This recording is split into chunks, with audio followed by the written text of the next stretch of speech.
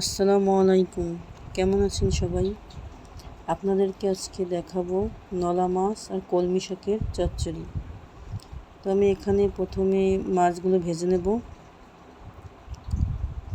কড়াইটা অবশ্যই ভালো করে গরম করে নেব।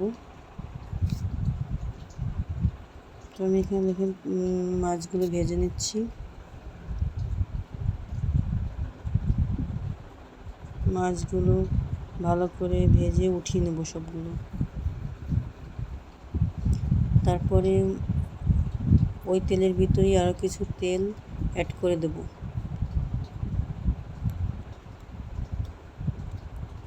এরপরে আমি বেটে রাখা মশলাগুলো দিয়ে ভালো করে কষাবো।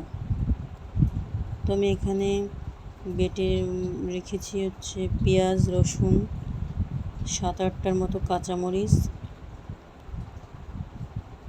হলুদ, লবণ পরিমাণ মতো দিয়ে মশলাটা ভালো করে কষিয়ে নিচ্ছি। এরপরে অল্প কিছু পানি দিয়ে মশলাটা ভালো করে কষিয়ে নেব।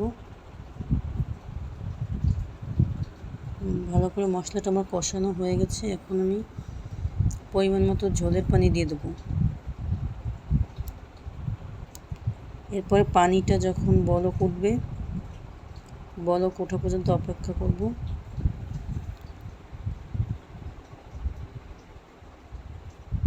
পানিটা বলক চলে এসেছে দেখেন। এখন আমি শাকগুলো দিয়ে দেবো,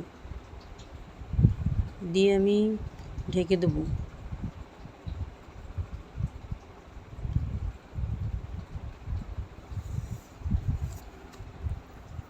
তো 5-7 মিনিট পর আমি শাকটা একটু নেড়ে দেব। নেড়ে ভাজা মাছগুলো দিয়ে দেবো।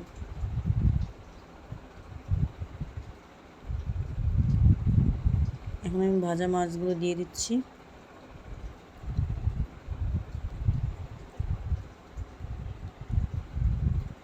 এখন আমি আবার ঢেকে দেব। সেই তো দেখেন আমার কলমি শাক আর নলা মাছের চচ্চড়ি হয়ে গেছে। এই মাছটাকে আপনারা কে কী বলেন আমাকে অবশ্যই জানাবেন। আমরা তো নলা মাছ বলি। তো এই তো আমার রান্না হয়ে গেছে। আমার রান্নাটা যদি ভালো লাগে অবশ্যই একটা লাইক, কমেন্ট, শেয়ার করবেন। সবাই ভালো থাকবেন। আল্লাহ হাফিজ।